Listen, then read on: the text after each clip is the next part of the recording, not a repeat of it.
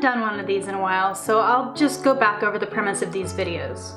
Mondays were pretty dead days back at my old club. So, in between trying to sell the occasional dance to the occasional customer, we would sit in the back and shoot the shit about whatever was on our minds. Usually stripper things, so that's what I do in this series. Today's topic, the weird-ass tradition of church ladies sponsoring strip clubs and strip clubs giving them total access.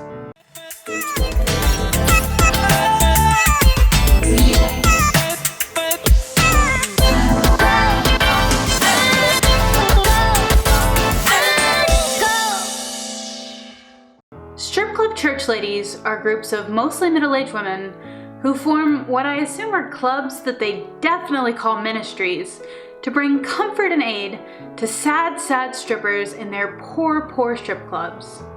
This ignoring the fact that we are mostly perfectly happy, not to mention bringing in more money than they and their theoretically similarly boring but well-meaning husbands do combined.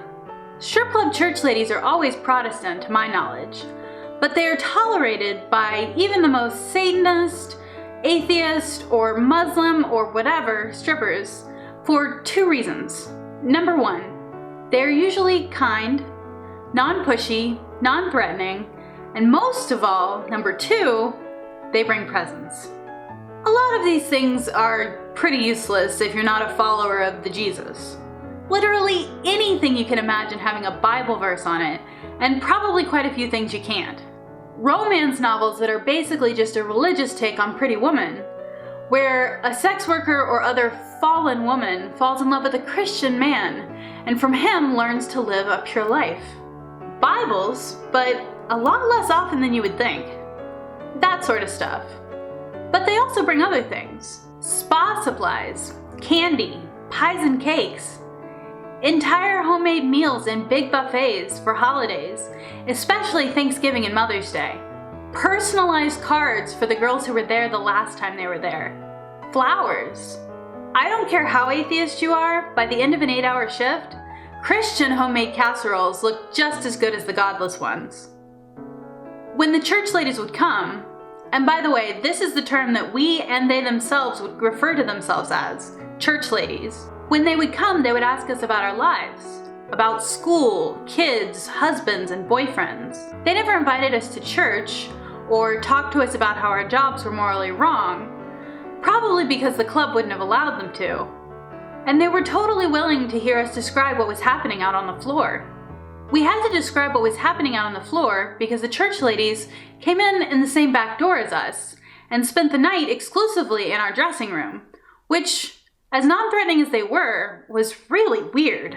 You would come off stage sweaty and naked in 10-inch heels, clutching a pile of dollar bills, and there would be this group of middle-aged women smiling benignly at you, and then it would hit you. How does one even join the strip club outreach group at the church? Does someone approach you?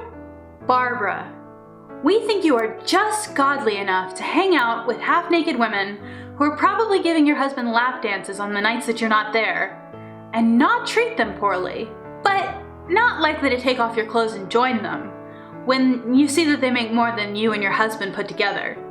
Would you like to join the strip club ministry group? However they joined up, they were in the space where we changed costumes, and it was a small space. They saw a lot of sweaty skin, is what I'm saying. The real reason the church ladies were there was not to bring us foot scrub, obviously. They definitely didn't support our career choices. They didn't want to drive us off or be banned from the club by being overt, but they were laying in wait. Their innocent questions about our lives were not innocent at all, but ins on how they could possibly get us to turn away from what we were doing. Not all of their intentions were bad.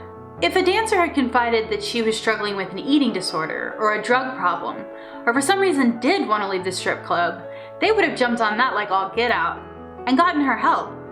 In fact, I know they did just that at least once. But there was something I didn't like about all the false cheerfulness and playing pretend, all in our safe space where we could normally be ourselves. That's all my thoughts on that. So ends another Monday in the dressing room. If you like this video, hell, like and subscribe.